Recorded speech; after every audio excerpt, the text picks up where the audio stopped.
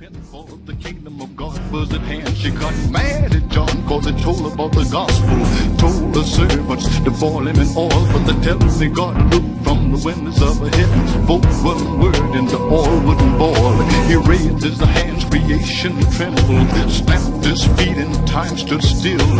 Raised his voice, looked down and thundered, John, go do my will. You got to go to church and stand by.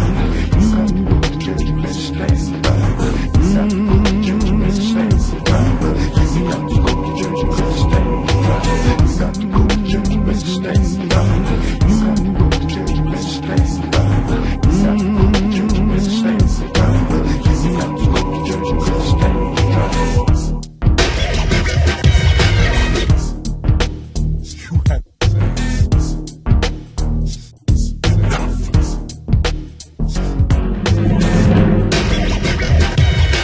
Then they tell me John moved through the power of the gospel. Told Jezebel the time was nigh on the book of life. Her days were ended, her time run out and she had to die. Then they tell me God walked, his footsteps thundered. He moved his head, his eyes flashed by.